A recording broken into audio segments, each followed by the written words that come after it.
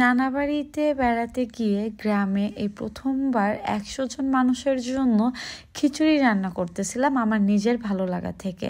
Hello everyone, আসসালামু আলাইকুম সবাইকে। আমি আপনাদের সবার নওশিন আপু।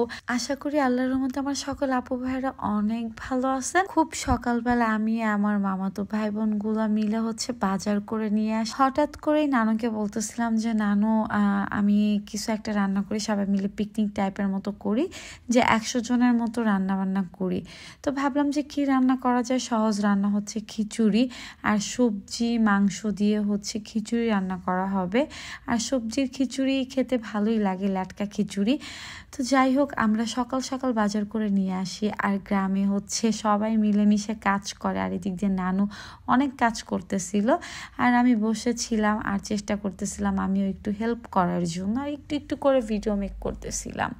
তো আমি আসলে খুব বেশি একটা পারি না, 100 জন মানুষের রান্না বান্না আমার পক্ষে সম্ভব না। তারপরেও চেষ্টা করতেছিলাম সবার সাথে একটু একটু করে কাজে হেল্প করার জন্য। আর এই যে মাটির চুলাতে ডাল সিদ্ধ করতে দিছে, আর আমি এত পরিমাণ ধোয়ার মধ্যে আর কি ডালগুলো নাড়াচাড়া করতেছিলাম আর চুলার জালটা দিচ্ছিলাম, যদিও আমার এগুলোতে অভ্যাস নেই।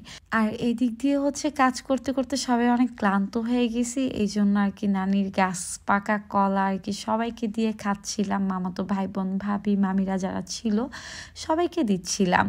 তো সবাই মিলেই আশেপাশের যারা থাকে হেল্প করতেছিল রান্না বান্না। আমার কাছে এটা অনেক বেশি ভালো লাগে, সবাই মিলেমিশে কাজ করতে।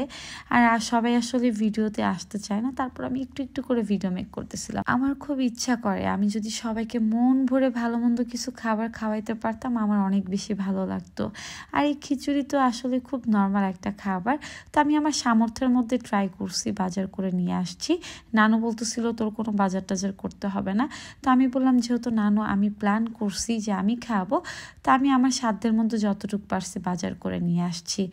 আর মাশাআল্লাহ আমার কাছে ল্যাটকা খিচুড়ি অনেক ভালো লাগে, আমিও ট্রাই করতেছিলাম। আর এদিক দিয়ে আমাদের পাড়া প্রতিবেশী যে মামি ভাবিরা আছে সবাই আর কি হেল্প করতেছিল। আর এদিক দিয়ে নানু মুরগির মাংসটাকে ভুনা করে নিচ্ছিল। আসলে এতজনের খিচুড়ি রান্না করা আমার পক্ষে সম্ভব না, আমি আর কি শিখতেছিলাম আর তাদেরকে হেল্প করতেছিলাম একটু একটু করে, আর দেখতেছিলাম কিভাবে রান্না করে।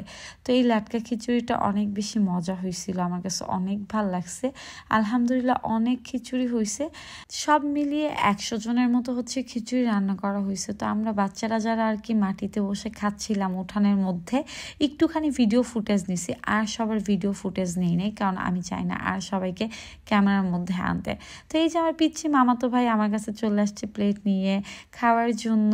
তো আর কি ভালোই লাগতেছিল গ্রামের বাড়িতে মাটির উঠানে বসে সবাই মিলেমিশে খাওয়া দাওয়া করতে, না ভালোই লাগে। রান্না বান্না শেষ হওয়ার পরে আমরা সবাই মাটির উঠানে বসে খাচ্ছিলাম। আর মজার ব্যাপার কি জানেন, এই যে টিনের প্লেট, এই টিনের প্লেটগুলো এখন একদমই দেখা যায় না। তো টিনের প্লেটে খেতে অনেক বেশি ভালো লাগতেছিল। তো কেমন হয়েছে ভিডিওটা অবশ্যই সবাই কমেন্ট করে জানাবেন। আজকের ভিডিওটা এই পর্যন্ত। ভিডিওটি ভালো লাগলে অবশ্যই লাইক কমেন্ট শেয়ার করে দিবেন, আর সবাই আমার জন্য দোয়া করবেন আমি যেন সামনে অনেক বড় করে ভালোভাবে যেন সবাইকে ভালো কিছু রান্না বান্না করে খাওয়াইতে পারি। আল্লাহ যেন আমাকে সেই তৌফিক দান করেন। আর এই মুহূর্তটা আমার কাছে অনেক বেশি ভালো লাগতেছিল, কারণ আমরা সবাই মিলে মিশে মাটির উঠানে বসে খাচ্ছিলাম। অনেক বছর পর মনে হলো মাটির উঠানে বসে খাচ্ছি, সেই কবে যে খাইছে আমার একদমই মনে নাই। তো আমার কাছে খুবই ভালো লাগতেছিল এই সময়টা, আলহামদুলিল্লাহ অনেক ভালো গেছে। তো সবাই ভালো থাকবেন, আল্লাহ হাফেজ সবাইকে।